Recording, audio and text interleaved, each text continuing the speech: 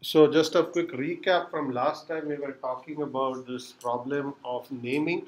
Naming is an issue where you or an application provides the name of an object or resource, and the naming system will then map it to the object that it is referring to.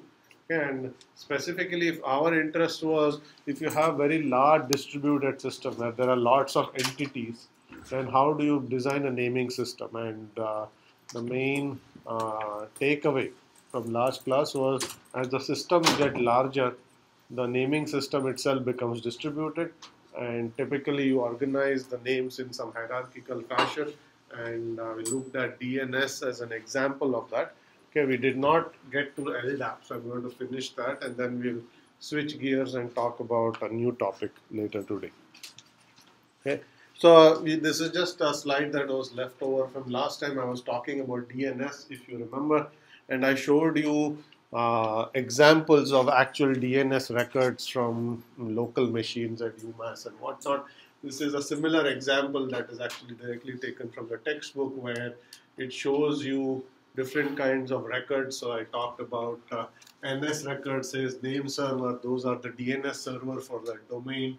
MX records stand for mail servers. There may be more than one, so you see there are multiple mail servers that are handling email for that subdomain. A record is a basic kind of record which simply takes a name and then maps it to an IP address. So that's the most basic kind of record. There's a CNAME record, which is an alias record that simply says this name is an alias for some other name, and there will then be an A record for that other name somewhere. Okay. That A record for this machine is actually here. Okay, so that's an alias record, and then you will see various other kinds of records, which are info records that are just comments and so on. Okay, so that's simply an example of DNS. As I said, it's a distributed database of records which have keys are the names and the values are the whatever information that record is storing for you. Okay, so that's where we had left it last time. So what I'm going to talk now is a more general naming service called X.500. In the naming service are also referred to as directory services. And what these directory services do is they generalize the kinds of functions that DNS provides. Okay? DNS essentially supports only exactly one type of query, where you specify a name and it finds you the record corresponding to that name. Okay, that's all you can do. You have to give a full name of a machine, and then it tells you whatever record is present for the name. Okay? Now there may be directories. You may need a directory service that requires you to do other kinds of queries. Okay? An example may be, let's say you run your telephone directory. Okay, the telephone book, you put it online. Okay, yellow pages are put online. Now you can think about what are the common kinds of queries you can make on a telephone. You can do the same kind of lookup you do in DNS, where you specify a name of a person and you look up their phone number. Okay, that's the analogous query in the DNS world.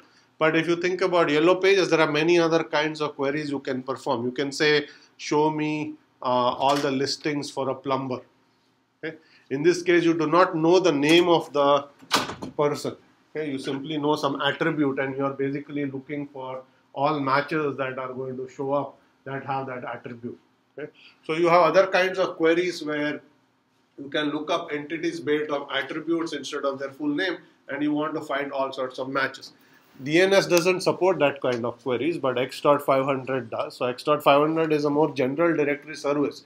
It can be used to perform more general lookups, as well as it can be used as naming services in a broad variety of domains. Okay, so that's X.500, but we won't talk about X.500. We'll talk about a simplified variant of X.500 called LDAP, which is Lightweight Directory Access Protocol. Okay, LDAP is widely used. Okay? It is actually a simplified version of X.500, which has lot more complexity than you need for most directory services or naming applications. Okay? Now, if you go to the UMass webpage and look at the people finder, okay, that's running on an LDAP server. Okay, there you can specify the last name of a person, you can specify the first name of a person, you can specify arbitrary attributes, and it's going to show you all the matches for that attribute. Okay, so that's an example of doing more general queries. Okay, now LDAP can be used for a variety of other things, not just to keep people records. It is used for username, passwords. When you log into a system and you specify your username and password, you will do a lookup saying is this password corresponding to that user. So those kinds of records are also stored in LDAP services, as well as lots of other things like what resources are present and so on, like printers in a domain. So it is used for a variety of different scenarios.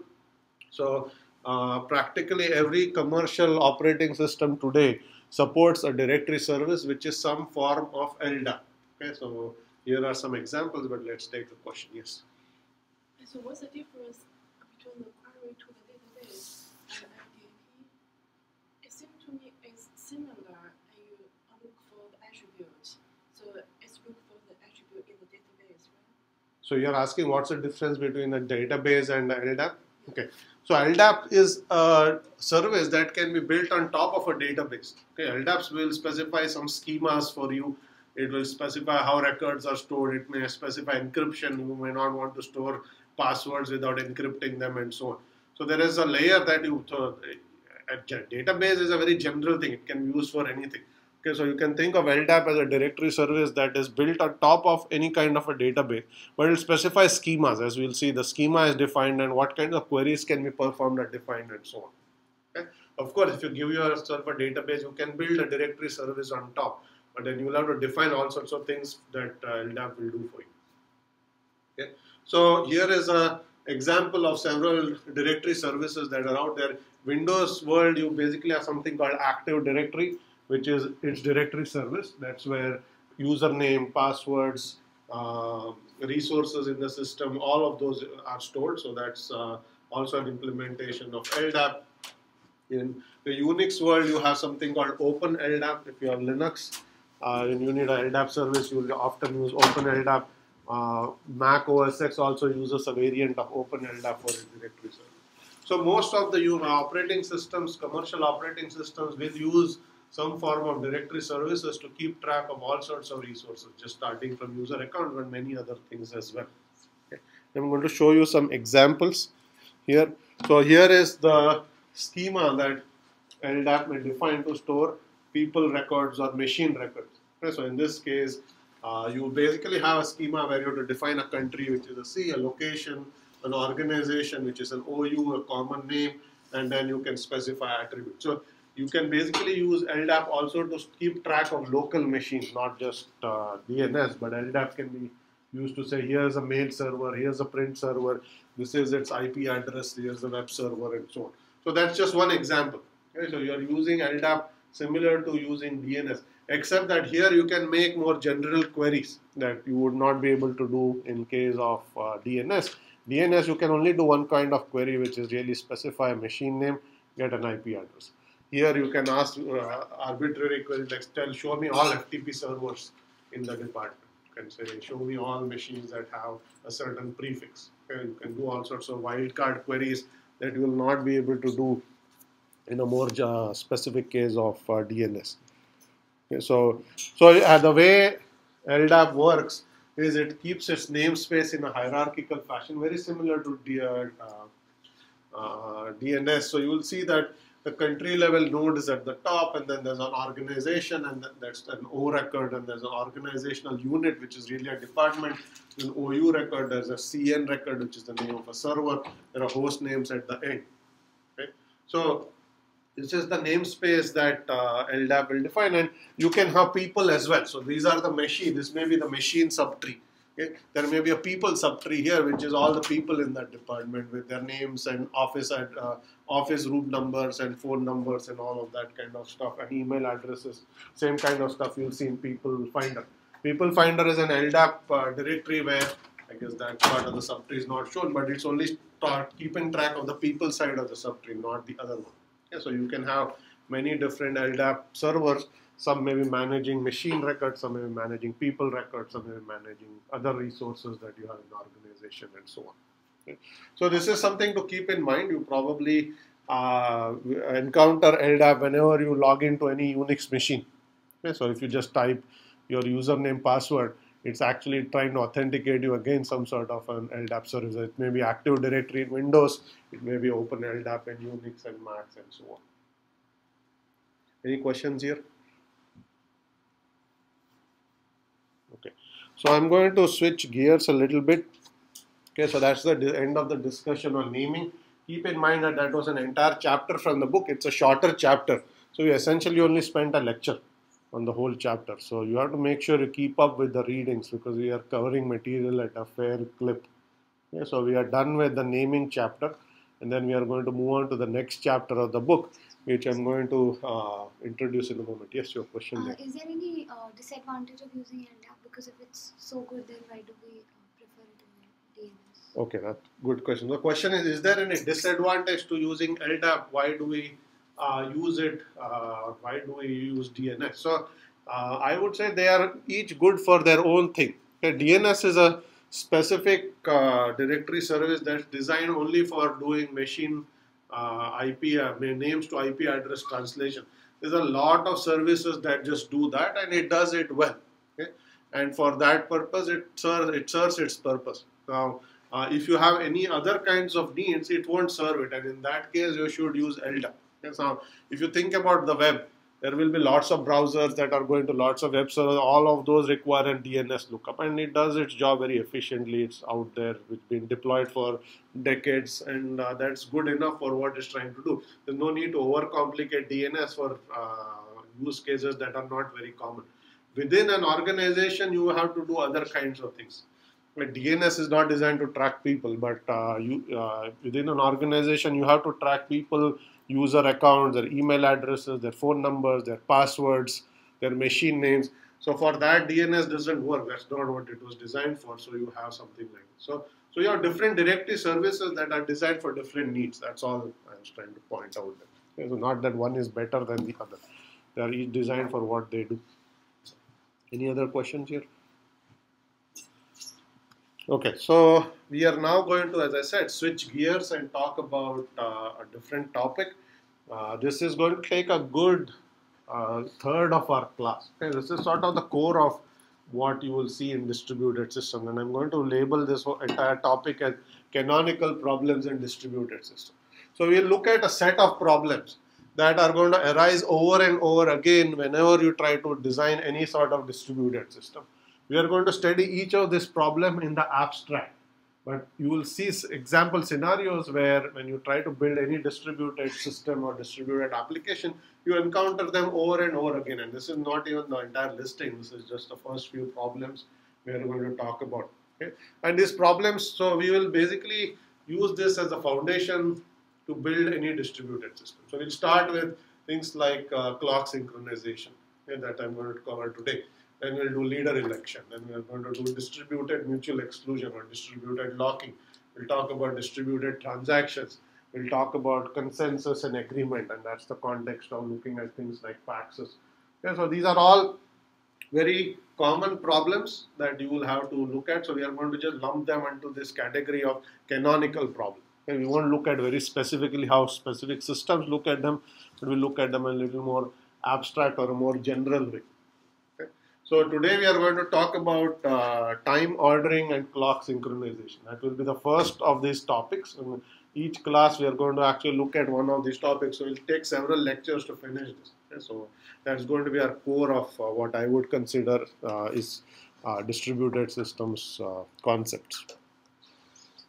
Okay, so let's talk about clocks and clock synchronization. Okay, so first I'm going to introduce what is the problem that we are going to look at. Okay, so first thing you need to keep in mind is every computing system has a clock of its own. Okay, that's a chip that is actually keeping time on that machine. Okay, and you can look at the machine and it will tell you the time. And you can use this time for a variety of purposes. So this is going to be called a system clock on the machine. Okay, and any entity is going to use that. So if you create a file, it's going to be timestamped with the creation time and so on and so forth. Okay.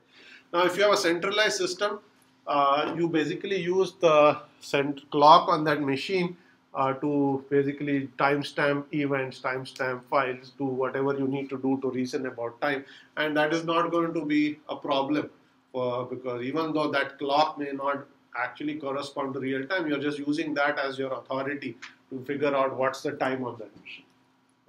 Now the problem arises when you have a distributed system of many machines. Okay? In this case, each machine is going to have its own clock. Okay? Every machine will have a clock which will tell you what time it is. Okay? And you will see problems if the clocks are not synchronized, and often unless you do something specific, your clocks are not all going to be identical. A clock on one machine may be off from the clock on another machine because this clock may be ticking faster than the other clock. Just as a normal clock, if you have two clocks in your house, after a while you will see that they are going to drift from one another. Unless you synchronize them, nothing will prevent them from, or nothing will force them to tell the same time. Okay? So now if you have a distributed system and now you are trying to solve some problem that depends on clocks, you are going to often have issues because the clocks are not synchronized. And I'm going to show you a very simple example of an issue. Yeah, so here is an example where we are going to use timestamps that are assigned to files to reason about something, and a distributed system will see that will quickly get us into trouble. Okay? So here is the problem that we are going to look at. So let's say you are actually trying to compile some project file that you have. Okay, let's say it's a C file, you compile it. Okay, so you are going to use the tool, let's say make. I presume you all know what make is. Okay? So you run make. And the way make works is it's going to look at the source file, look at the object file if you previously compiled it, it compares the timestamp. And if it sees that the source file is newer than the object file, it assumes the source has changed, somebody has made changes to the source code, and it will recompile the file. That's how make works. You know, any build tool that you may have encountered, and there are like tons of them, they all work on the same basic principle. They are going to see what files changed, and they do that by looking at timestamp, and they only recompile the files that have changed, not everything in your project. You may have lots of files, but if you only change one file and run make, it only recompiles that one file. So now let's assume that you compiled the file, right? And then you went back and you are looking at the source code and you make some new change to that file. Okay, so you change the source code and you hit save. Okay, very straightforward. You compiled your project and you went back to your source code. You basically made some change and you hit save. Okay. Now, if it so happens that your build machine is different from your desktop where you're editing the file, the clocks won't be identical. Okay. If you're using one machine for development where you're building the project and writing code, this is not an issue. Okay, but I'm simply pointing to a scenario where you have a separate build machine and your machine where you write the code. This is often true in any software development environment where you have a set of build servers that are fast machines that can compile very quickly. Okay, your desktop doesn't need to be very powerful, you're just writing code, but when you're building code, if you have a large project, you need faster machine. Your build machine may be different. Okay, that's a scenario. So now if the build machines, if your machine's clock is behind the build machine's clock, okay, your clock is slower, you modified the code, you saved it. Yeah, it's going to get a timestamp of whatever clock is, whatever the current time is on your machine. Okay, and then if you go to the build machine and say recompile, the build machine is actually running ahead. The previous compilation file, the object file, may still have a newer timestamp than your source code. Okay, because the two clocks are offset. So the make in this case will not see that the file has changed because it's simply looking at timestamps, and the timestamps, the source code file still has an older timestamp than the object code because your clock is maybe 10 minutes behind or something like that. Okay, and you will not be able to compile the file and you will see problems. So if you have these kinds of problems, you will essentially get into trouble because what you are doing is you are reasoning about timestamps on two different machines. Okay? The timestamp on the object file was assigned on the build machine, okay, different clock. The timestamp on the source code was assigned by your machine when you saved the file after change. That's a different clock. They are not synchronized. They're off by one another. Okay, and if you compare them, they are actually meaningless to compare. If they're not synchronized, it doesn't tell you anything. Yet you are trying to see which is newer. Doesn't make sense. Is that clear? Okay, so what would we do to address this problem? Yes. Okay, we have version number, so that we will come to later. Since we are talking about clocks, we will come to version numbers in a little while. Okay, you can of course look at the version number. C code will not do that, but you are right. I'm going to wait on that for just a minute. What other simple solution can you think of? Okay, you can recompile everything. That will defeat the purpose of make, but yes, you can say I can't depend on clocks, I'm going to recompile. So no big difference between the timing of server. Okay, so you can figure out that the clocks are off and try to adjust them. Okay, so why not synchronize the clocks every so often so that the clocks are similar, they're not drifting apart. Okay? This is how most computing systems actually work. Yeah, they're not going to sit and figure out two machines. What they will do is they will actually try to ensure that clocks on different machines are actually, if they drift, they will be resynchronized periodically. Meaning that you will actually look at the clock values and try to set them to the same value. Exactly what you would do if you see two clocks in your house that are drifting, you'll go and reset the clocks to what the actual time is. The same thing you'll do in a computing system. Every so often you'll go and reset the clocks so that they'll all tell the same time, and then they'll start drifting again, and you keep repeating this. Okay, you keep resetting them. That's called clock synchronization. Okay, which I'm going to come and talk about in a slide or two. Okay, but before we do that, I'm going to first define what a clock is and how clocks work. So that way we have some idea of what clock synchronization means. Okay. So there are different kinds of clocks you can get. Okay, so the computing clocks are typically crystal-based clocks. Okay, so you may have seen wristwatches that are quartz-based. Quartz is a crystal. Okay. It oscillates a certain number of times every second. So the way the clock is telling time is actually counting how many times this crystal is oscillating, and if its oscillation frequency is x, every time it oscillates x, the clock ticks by 1. Okay, so you're simply using the oscillation of a crystal to determine how to tell time. Every time it ticks by, it oscillates by a certain value, you're going to tick by 1. Okay, now, but those are not the most accurate clocks. Those are going to have inaccuracies because the oscillation frequency depends on environmental condition. If the temperature is warmer or cooler, then it may oscillate at a slightly different frequency from its natural frequency, and this is where you're going to get drift. Okay. So essentially, computing clocks which are crystal based, they're accurate to 1 part in a million, which essentially means that every time million seconds you are going to be off by approximately a second. Okay. It's going to drift by that much time. Okay. And of course, temperature changes, environmental changes, humidity, all of them may make them drift faster. Okay. The most accurate clocks you can find today are called atomic clocks. Okay. So atomic clocks essentially look at properties of an atom to tell time in terms of how many times electrons may circle around the atom and so on. Those are the most accurate clocks we have today. Okay. So from our purposes, the most accurate clock, the real time, okay, something has to be in the real time. The real time is an atomic clock somewhere. Okay, there are a few, every country runs its own atomic clock to say this is the actual time. Okay, and every clock has to basically reference itself with respect to that atomic clock. Okay. So if you've heard, in the US, there is a site in Colorado where there are atomic clocks, and that is basically keeping time for the rest of the country. Okay.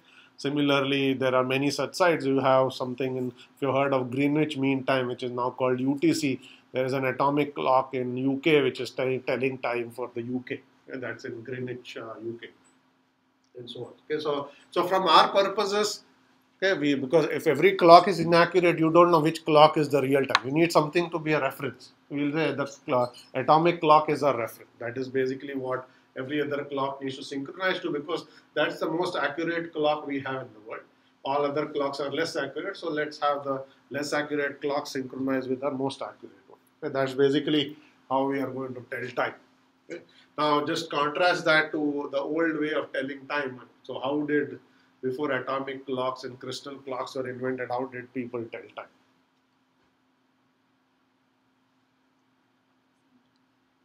Yes? Sun. You could use sun to tell time. Okay, the whole notion of time comes from sun. Noon is the time and the sun is directly above. There are no shadows. Yeah, that's basically the old way of telling time.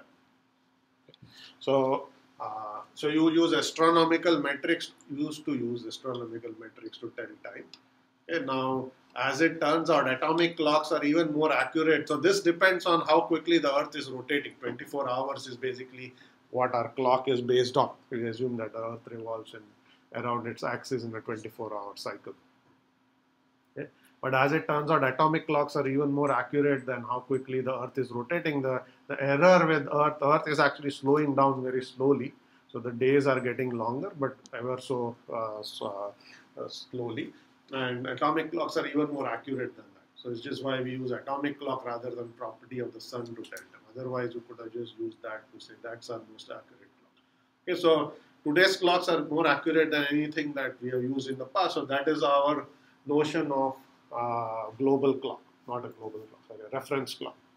So that is also called coordinated universal time, where there's a body that coordinates how time is determined based on atomic clocks that are maintained around the world. Every so often you're going to add a leap second to the year.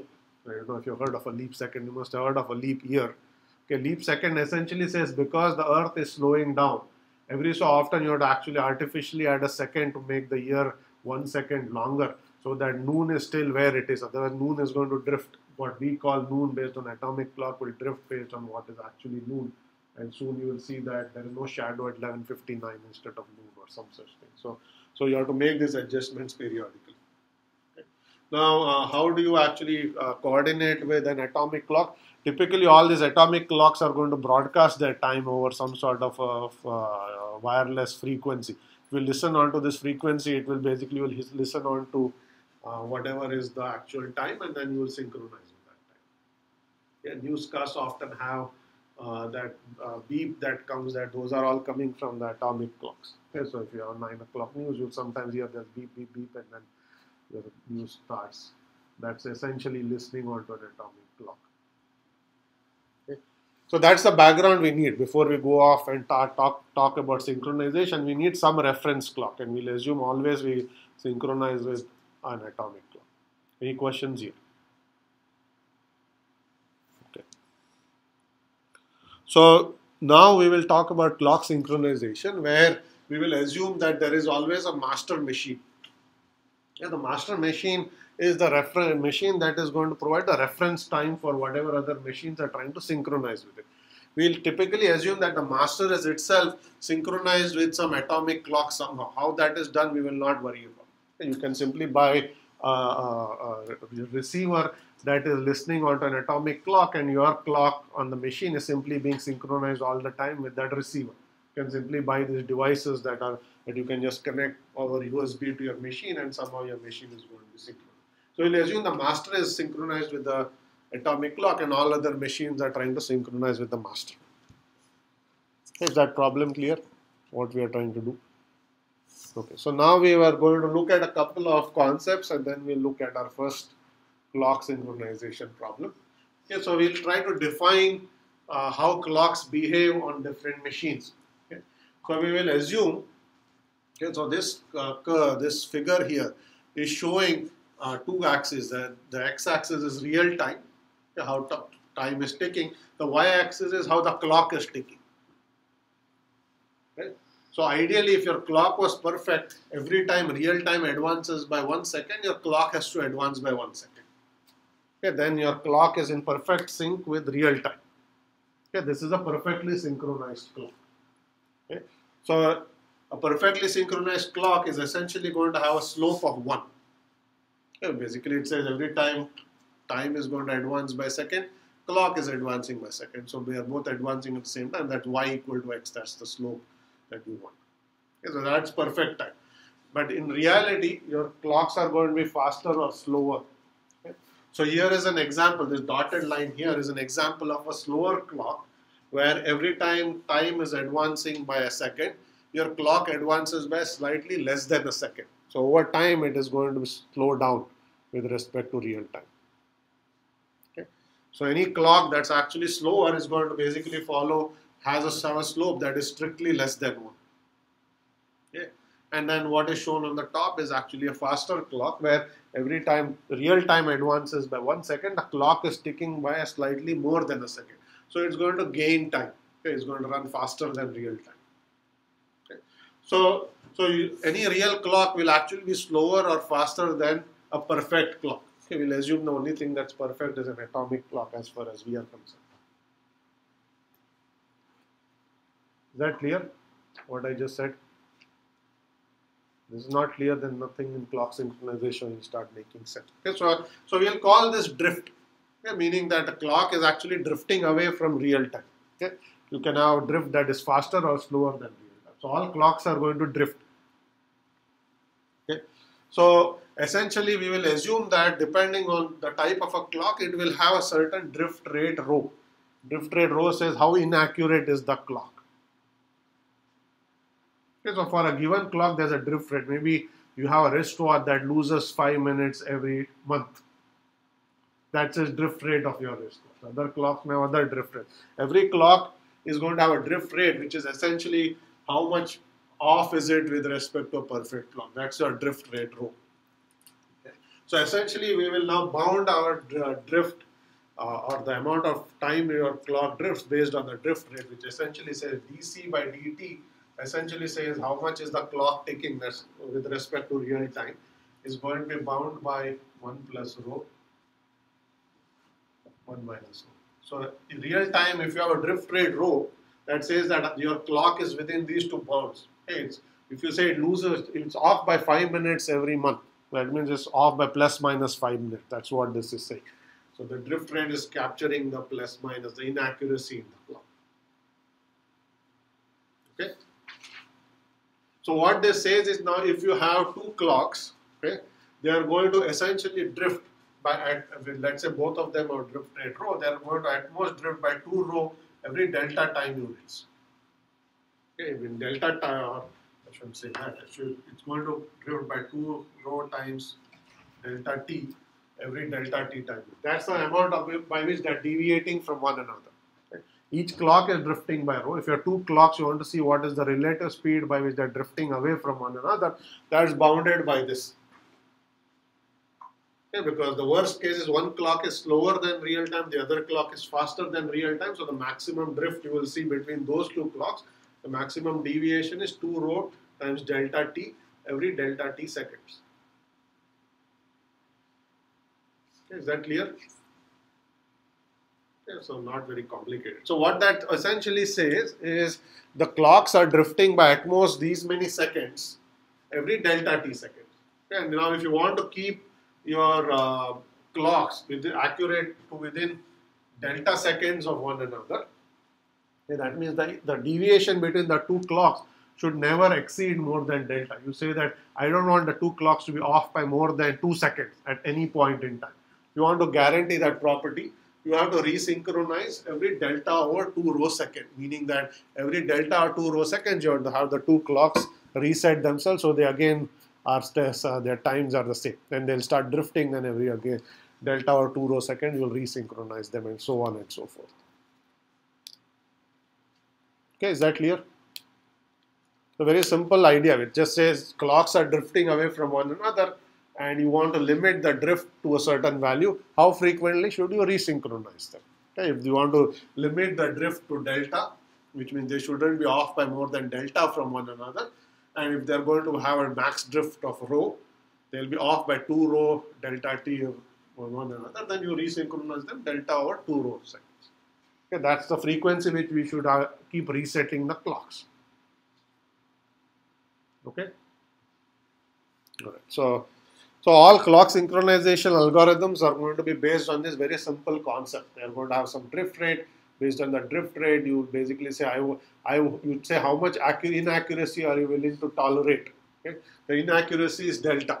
You say I cannot tolerate more than a drift of whatever you specify, 1 second, 1 millisecond. You specify that, and then based on that, you'll say you have to now run your synchronization every so often and keep resynchronizing. Yes, question. So computer may also consider replacing names by the time it receives a response. Okay, so we haven't, so you are asking a question how clock synchronization is actually done. I'm going to show you algorithms in just a moment. Okay, that will answer exactly that question. This is simply saying how frequently should you run the algorithm.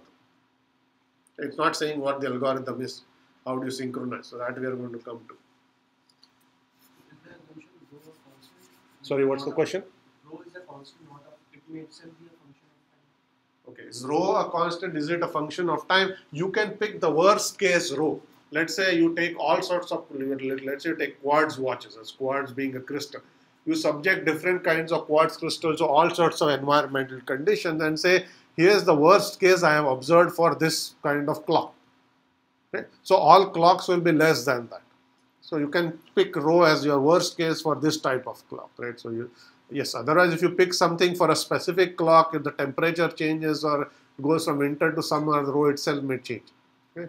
So you pick rho based on the property of however you build the clock and try to pick some worst case value so that any clock built using that technology is going to be within rho, as an example. So that's just one way to think about it. Okay, so now having figured this out, we'll try to see how to actually perform the clock synchronization. Yes, the first one that we are going to look at is a very simple algorithm called a Cristian's algorithm. Okay? So here we are going to synchronize all machines to what is called a time server. Okay?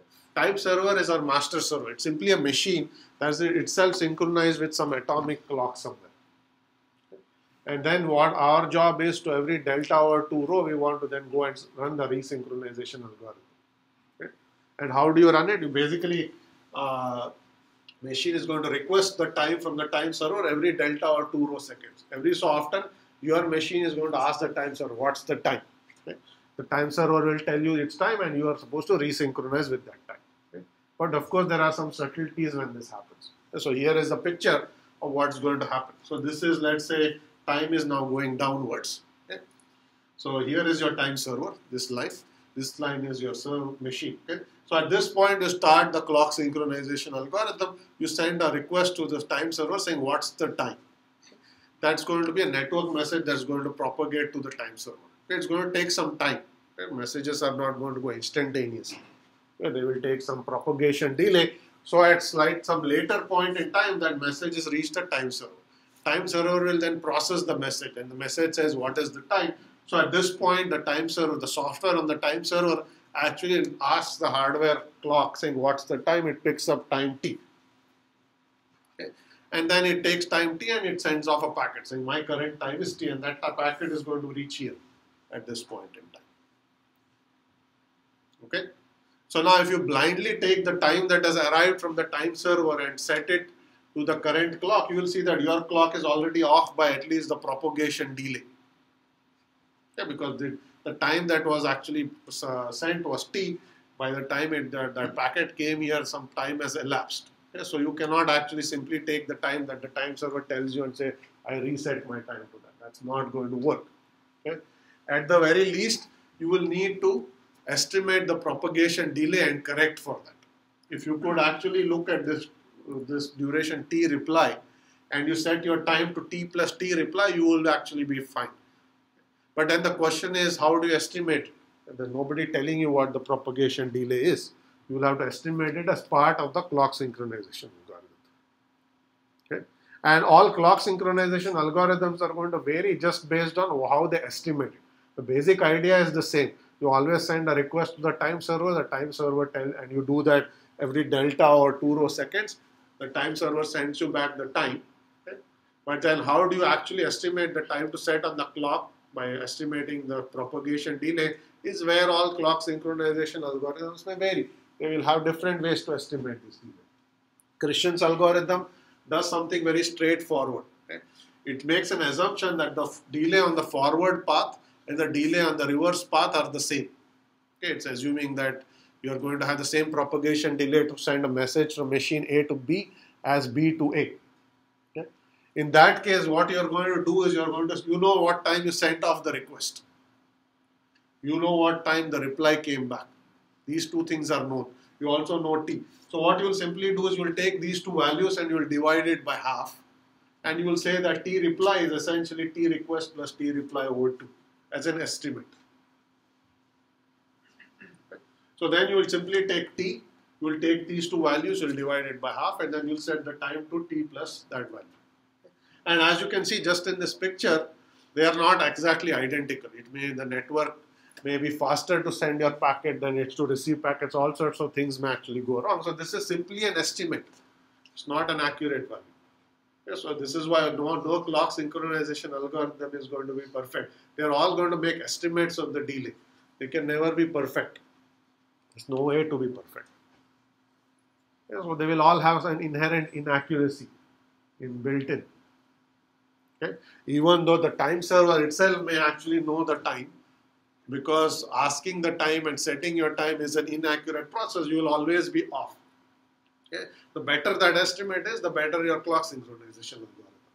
Some clock synchronization algorithm may run this over multiple rounds. They may ask the time 10 times. They make 10 estimates. They may take the average of those 10 and then do it that way.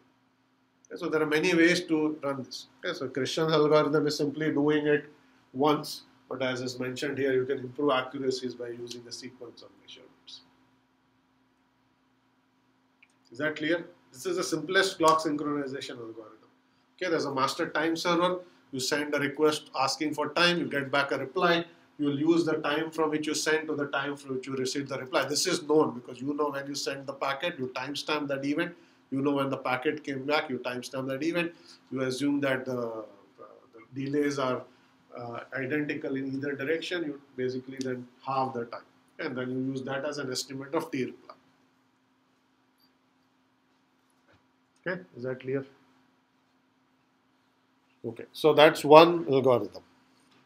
I'm going to show a different algorithm called a Berkeley algorithm, which doesn't use a time server at all. Okay? In the Berkeley algorithm, you are just synchronizing the clocks relative to one another, even though there is no master server that's telling you what the time is. Okay? So think of a collection of machines.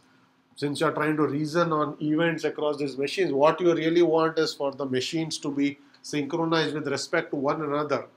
Okay? But you don't really care at this point whether it's synchronized with the master time server. You just want two machines to actually have the same clock value to the extent possible. Whether the clock value actually is meaningful with respect to real time is not a concern in this case. Okay? So what Berkeley algorithm is, it's a distributed algorithm which is not going to use a time server. There is no UTC receiver. UTC receiver is simply saying universal time coordinates. So you don't know the exact time. So you will still have a master and slave, but the master is now no longer synchronized. You're simply trying to ensure that clocks in a group are all the same. Okay? So this is, think about it this way. Maybe you and your friend decide to meet at a coffee shop exactly at 3 o'clock. Okay? You say, let's synchronize our clocks so we both reach there at 3, and you basically ensure the two of your clocks are matched up. Whether those two clocks have any notion of what the real time is not important because you are trying to synchronize yourself. Okay? Same thing here. Okay? Clocks are being synchronized with one another in a group. The group itself may be off with respect to real time because there's no time server, but that's not important in this algorithm. Okay? So the algorithm is very simple. The master is going to periodically poll all the slave machines for their times. He's going to compute the average time in the system and he's going to rebroadcast, saying here's the average time. Okay? So essential idea is that some clocks are going to be fast, some clocks are going to be slow. So we will basically take the rate at which an average clock is ticking in the system, and then you set everyone to the pace of the average clock. Okay? So the way this is done is you will ask everyone for their time, you will take the time, you will compute an average time in the system based on the reported values, and then you will tell everyone to set the time based on the average. Okay, here's a picture to show exactly that. 3 machines. Okay, you will see this clock is slow. Okay, this clock is fast, and that clock says the time daemon is saying it's 3. Time here is 250. Here is 325. Okay, so you ask each machine, including itself, for the time. Everyone sends saying I'm 10 minutes slower, I'm 25 minutes faster, and the clock says so my server is the same. So you will take the average of these values, and then you will ask everyone to set their clock to 305. That's the average of these 3 values. Okay? This ensures that nobody is either running too fast or too slow. Everyone is making progress at the rate of the average clock in the system. Okay. You may not need to do that. The time server may itself decide, I will reset everyone's time to my time. But if the time server is actually faster than everyone else, it will drag everyone to be faster. The assumption is, if you average things out, you may actually have more semblance of real time than you just use a master that's itself not synchronized. Okay. Now, of course, you have to deal with all the issues of figuring out the propagation delays and all of that, which are ignored. That's the same as the Cristian's algorithm. Okay. We're simply showing you the concept of what is being done. Okay. Any questions here? Yes. But even after the master sends them a time, the propagation delay will be different on different machines. Yes. So how will it be synchronized? Question is, how will it be synchronized? The propagation delay is different to different machines. So, as part of this algorithm, each mesh you have to find the pairwise propagation delays, okay, and adjust for that. And that is not shown here. Same thing you would do in the Cristian's algorithm. Okay, you will have to find the propagation delay between the master and this machine and master and that machine and adjust for it. Okay, so that part has to be done still. Any other questions? Yes, your question there. There is a application depends on the exact time, and some machine has to run the application because it's at the time. But after synchronization, maybe the time will be turned back. So, is there any such problem? Okay, well, there's a question about application may depend on certain times. Here, some clocks are being set backward, some clocks are being set forward. Is there any problem? Okay. I hadn't actually come to that, but when I talk about NTP, which is that's a protocol that is used commonly to do clock synchronization today, there is one important difference between whatever I've been talking about here and how NTP works, which is that time shall never go backwards. Okay, that's going to cause all sorts of problems. Okay, simply because you may have events that are designed to go off at a certain time. An event may have gone off, you roll the clock backwards and then you again go forward. Okay, running clock backwards causes all sorts of problems.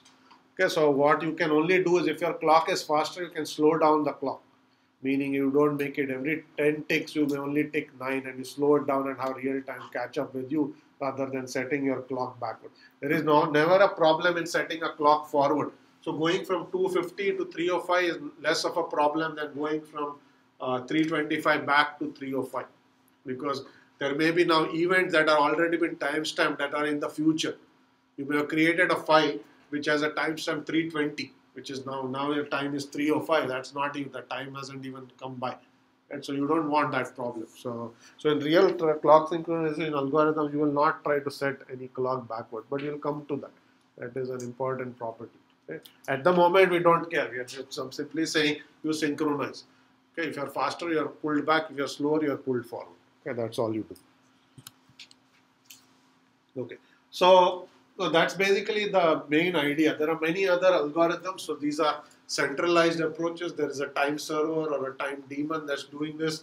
There may be decentralized approaches where you can basically think of Berkeley algorithm in a purely distributed, decentralized way, where every so often each machine broadcasts its time to all other machines and all other machines do the same thing. So you collect time values from all other machines, you correct for propagation delay, you compute your average locally and you set your average. Okay. This algorithm is simply computing the average of the clock values. Okay. Rather than collecting time from everyone, calculating the average and propagating it back, a decentralized approach would simply ask each machine to broadcast its clock to all other machines.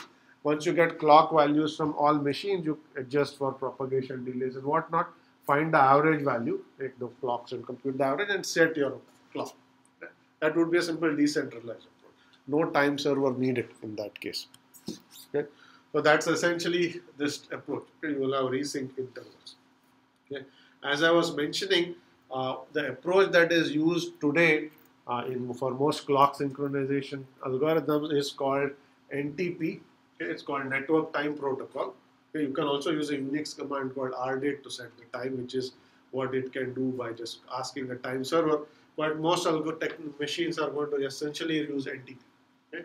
I'll talk about NTP in a later slide, but it is by far, it's a hierarchical algorithm. You can have a time server, and then you can have next level time servers and so on. And you essentially have to pick a time server to synchronize to. Okay? Just as you have DNS server, most organizations will also run a time server. So you can go and synchronize your time with the time server on your local LAN. Okay? By default, if you look at most machines that you will get, Windows or Mac, they would have come with built-in a time server. Okay, so if you have actually looked at how your machine is synchronized, I'm going to show an example. So if you go into the time,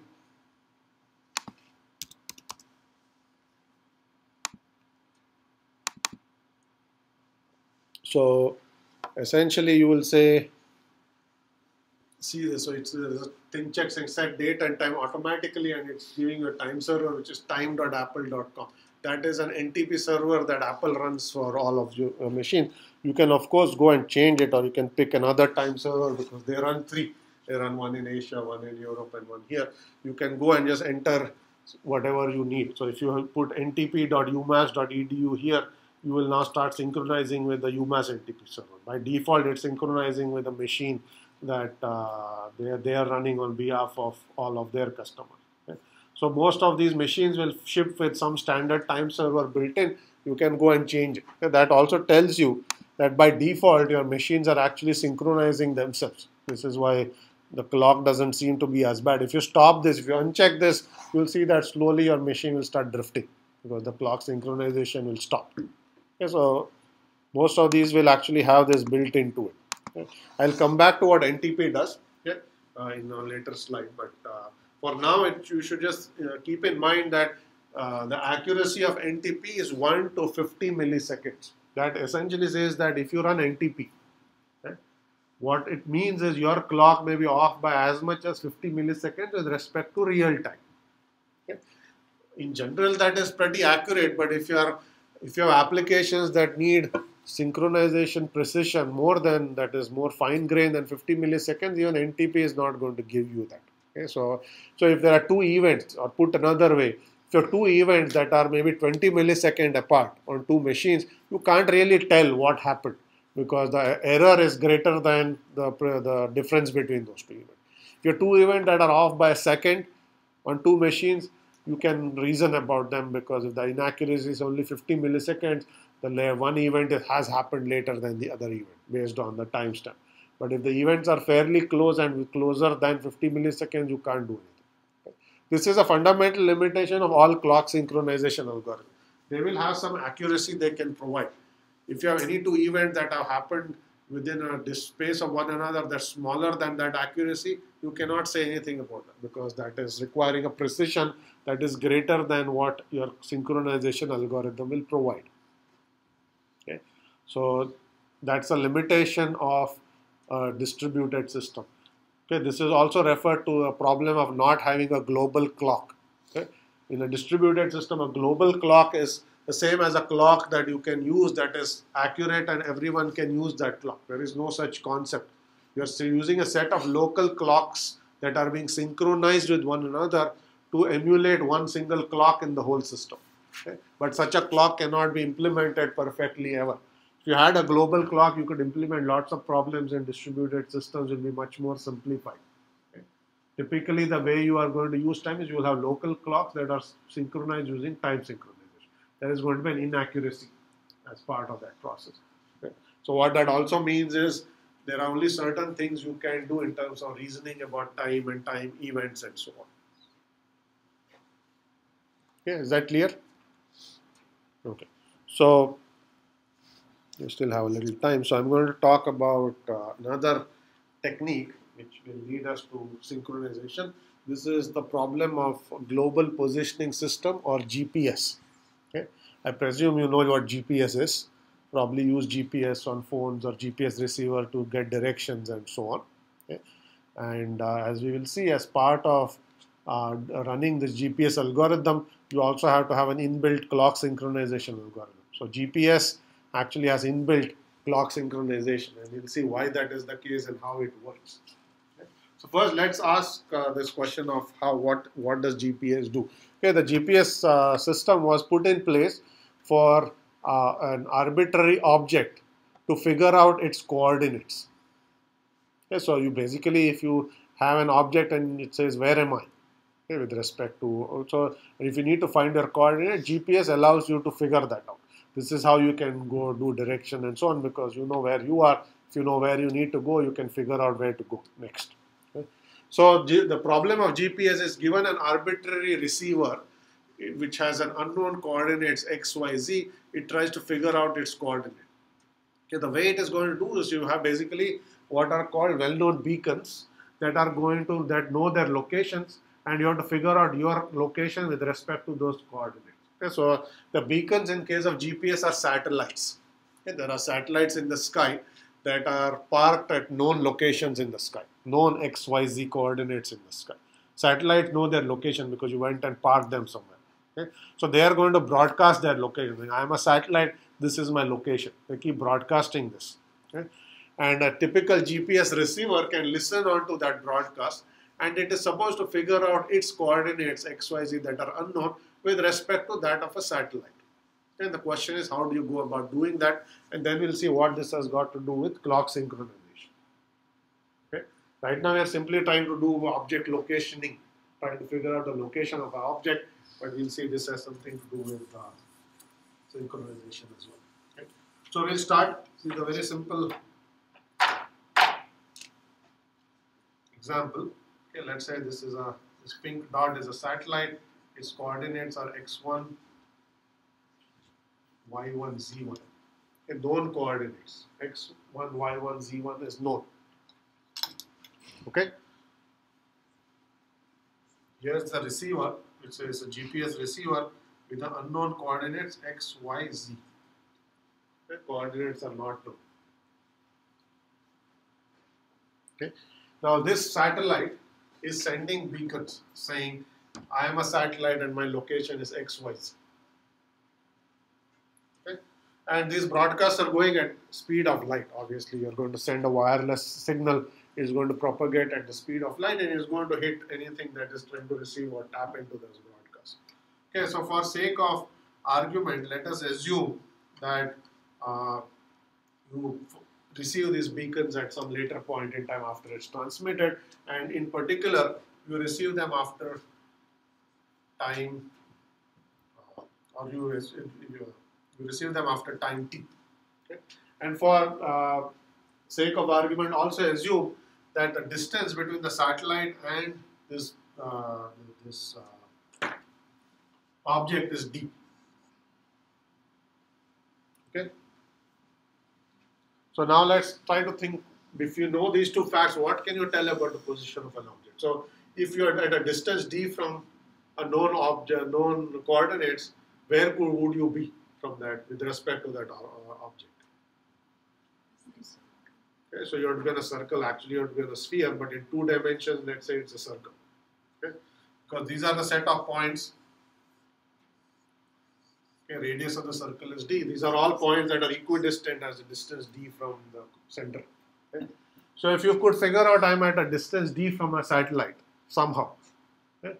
You can, from an infinite set of locations, now you have sort of figured out you are on a sphere. Now in 2 dimensions you are on a circle here. Okay, let's just eliminate the z coordinates for now. You only have x, y. Okay? So if you are at a distance d, you are at, basically you could be on any of these points. Okay?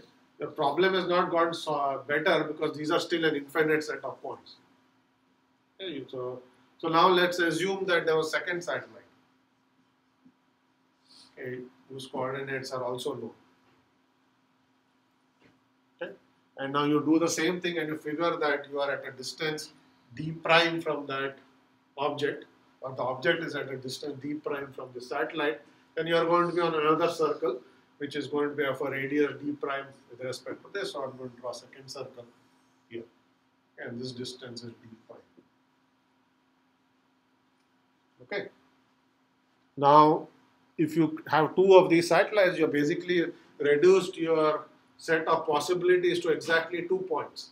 which are the intersection of these two circles, because you have to be on both of those circles.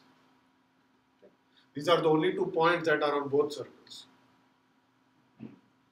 Right? So if you have 2 satellites and somehow if you could figure out the distance, your distance to each of those satellites, then you can find your coordinates or have one of 2 possibilities for your coordinates. So you have basically gone from I don't know where I am to saying I am either here or I am here. Okay? Is that clear? If you have a third satellite, you can do the same thing. You'll draw yet another circle and essentially you have to get the intersection of all 3 circles. So eventually you will narrow it down to a set of possibilities where you know definitely know where you are. Right? So this is basically how GPS is going to work.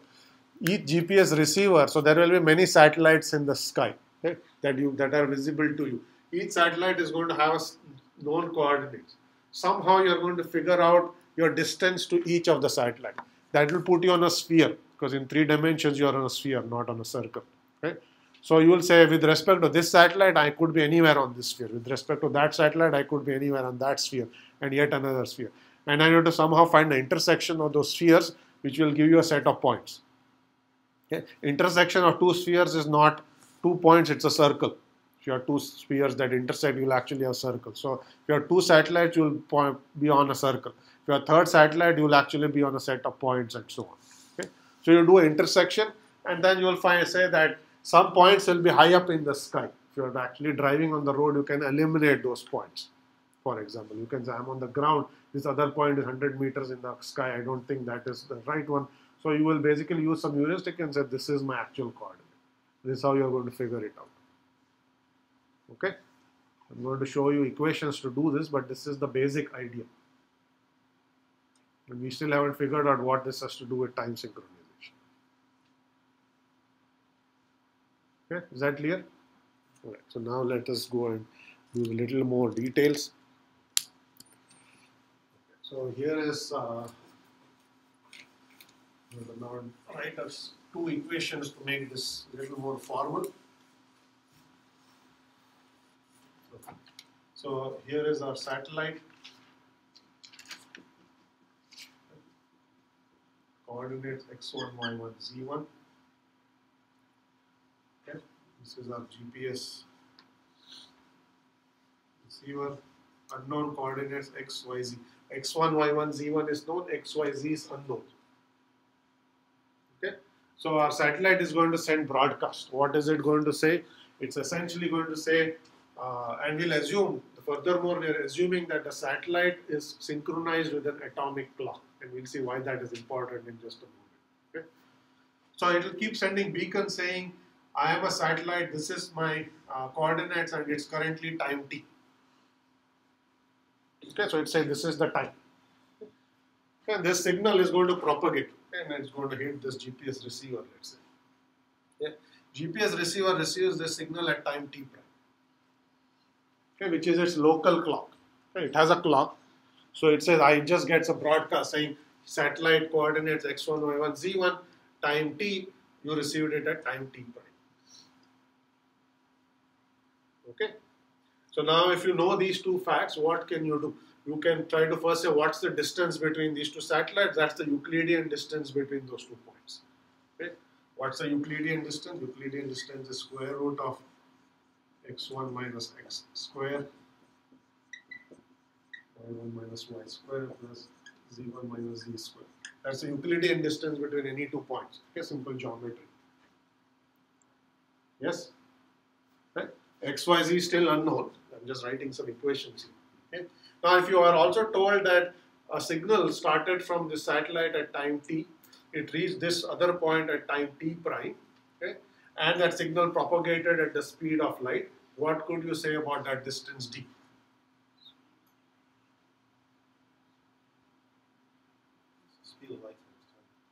Okay, speed, distance, time should tell you something.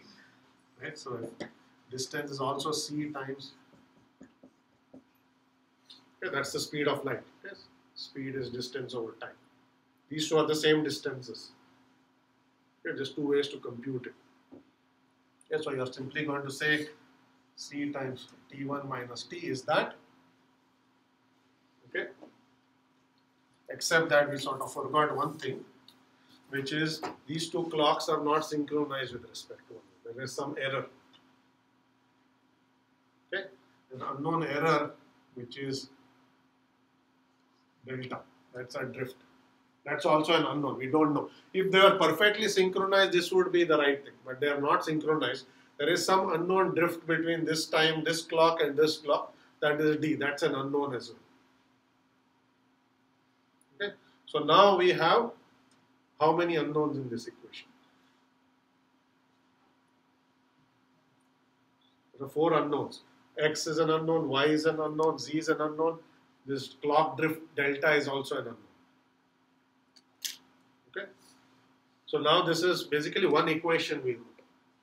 It's a non-linear equation, but let's leave that aside for now. You can repeat this with another satellite. Okay, you will get essentially the same thing. Okay.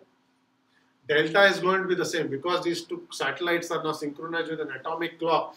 The drift of this receiver with that satellite is same as the drift of this receiver with this satellite, because we are making a simplifying assumption that these two satellites are extremely well synchronized with an atomic clock. They may carry an atomic clock, let's say.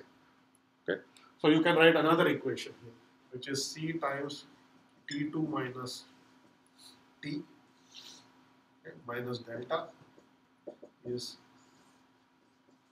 x2 minus x squared plus y2 minus y squared.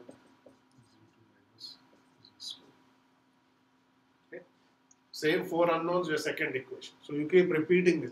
You will at least need 4 equations for 4 unknowns. Okay? But these are non-linear equations. So you can't actually solve a non-linear equations with just 4 unknowns. So if you have at least 4 satellites, you can try to get this. But as you have 5, 6, 7 satellites, you'll get a bunch of these equations. So you have a set of these equations and you still have 4 unknowns. You solve them, okay, with whatever solver you want, and eventually you will basically find the answer to x, y, z and delta. Because you need to estimate delta for all this to work, right? You're solving a clock synchronization problem as part of a positioning problem. Is that clear? Otherwise, you wouldn't know how to estimate this value. If the 2 clocks are off, you can't say it started at noon, I received it at 12:01, so that's 1 minute has elapsed. That means meaningless if my clocks are not synchronized. So I need to synchronize my clock at the GPS receiver for me to figure out the position of the GPS receiver. So every GPS positioning problem is also solving a clock synchronization problem. Okay, is that clear? So you could actually simply attach a GPS receiver to your computer and ask it for the time, and your time is actually going to be the same as the time of the satellite if it's synchronized well. Alright, so this is basically how you do GPS. You'll at least, there are 4 unknowns. This is the same set of equations. The 4 unknowns, you need at least 4 satellites, but these are non-linear equations, so typically you need more than 4. Okay, the better your sky, the more satellites you can see, the better your positioning is going to be. Typically by 6 or 7, when you see 6 or 7 satellites, your GPS is latched on. It sort of knows where you are because it can solve those equations and get precise values. Remember, when you're non-linear equations, you're going to get multiple solutions. That's the same problem as here. This is why there are 2 solutions to the problem of where am I? Okay, because these are non-linear, same non-linear equations in 2D. Okay, it's not giving you a unique solution. So you have to use heuristics to eliminate. If this is closer to the ground and this is 100 meters up in the sky, your GPS receiver will eliminate that solution and say that's where I am. So beyond some point, you need some heuristics like that to figure out which is the right answer to where am I. But delta you have to figure out nevertheless.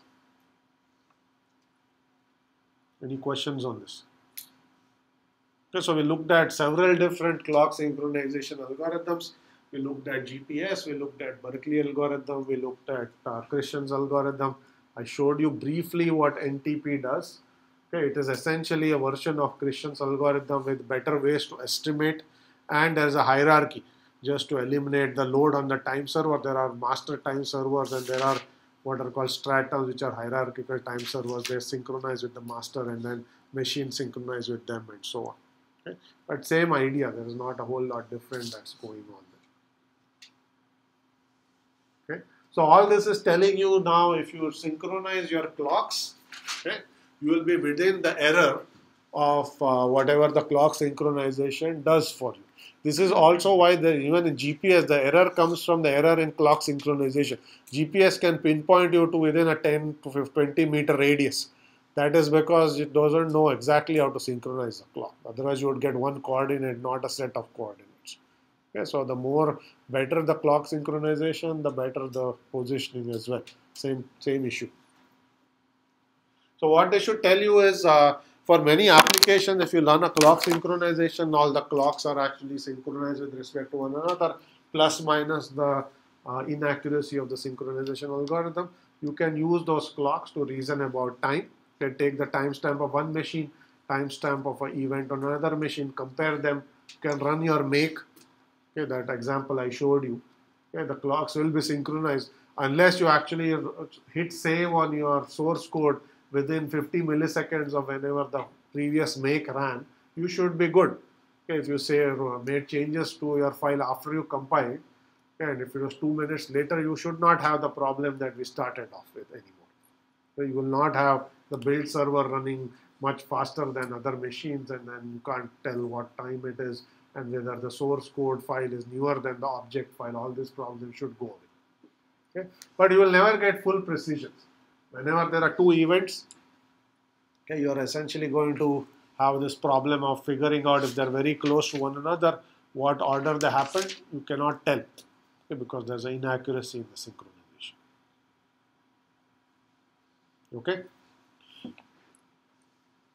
So there are many such clock synchronization algorithms. I'm not going to go through the variants. There are some that are used in wireless networks that look at propagation delays of wireless networks, which are slightly different from how you do this in the wired world and so on. So this is actually an area of research.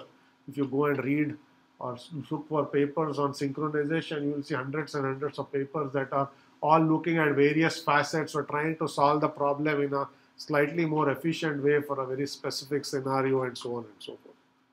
Okay, but the straightforward approach is you just use a clock synchronization algorithm such as the one I was showing you, like NTP. Yeah, that's a very standard way to do things.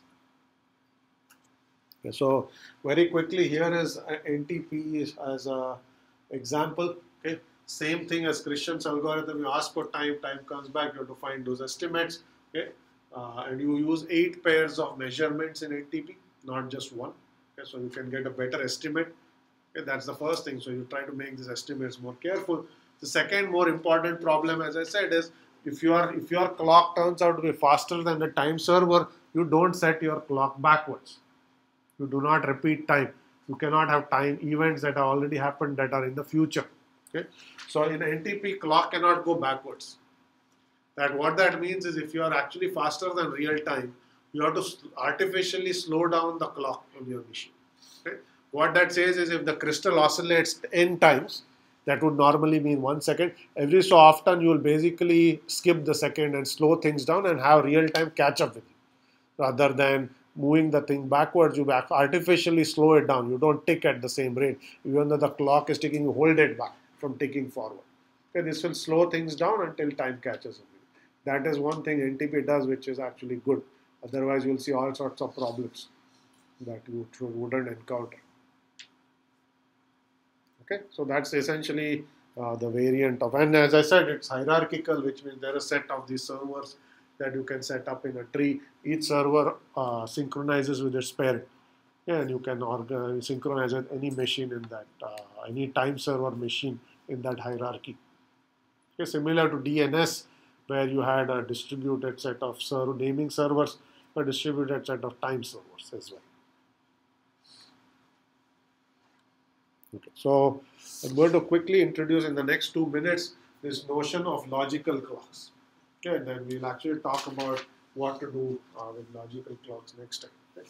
So first problem that logical clocks try to address is that clock synchronization or synchronization of physical clocks is never going to be perfect. Okay? By and large, for most scenarios or when you try to look at events, you can figure out what happened and what order they happened in, but sometimes then you will not be able to figure this out. So what can you do about this? So here what logical clocks do is they give you a notion or an abstraction to reason about ordering of events without using physical clocks at all. You will get rid of physical clocks altogether. Okay? You will use this notion of a logical clock, which doesn't actually have anything to do with real time, to figure out what order things have happened. Okay? So this will get rid of the need to have clock synchronization at all, because you are no longer depending on real clock timestamps to figure out order in which things have happened. Okay? So the question is, how do we go about doing that? So we will have some ideas on how to do it. So the main thing what we want to actually arrive at is we need processes to agree on the order in which certain things have happened rather than the time at which they occurred. In some cases, you may actually be dependent on time. If you say, what time did this person log in last and so on, that's dependent on actual time. But in many cases, you're using timestamps as a proxy to figure out, is this event happened before this. In make, you're simply saying which file is newer. Is the source code newer or is the object file newer? Okay. So you just want to know, did you modify the code since the machine compiled the code last? You don't care about, was the code modified 10 minutes later, 15 minutes later. That's not important. You just want to reason about the ordering of events. So if you only want to care about the order of event, not of the time of events, right, can we simplify this whole process altogether and not depend on physical clocks at all, which are fundamentally going to be inaccurate? Okay, they are going to depend on a synchronization protocol with some inaccuracies. Okay, so what we will do is we will define this abstraction called a logical clock that will simply allow us to reason about order. If you ask what time this event happened, you cannot say anything because that's not a real clock. But if you say, here's event A, here is event B, can you look at this and tell me what order they happened? We'll be able to figure that out. Okay? And for most applications, that is what is more important rather than the time. So we are going to do this next time, not today, because we ran out of time. So we will actually have this whole class of algorithms that will allow us to think about timing of events, but ordering of events. Okay? So that's what is coming next. Let's stop here for today. Okay, so we'll continue on next time.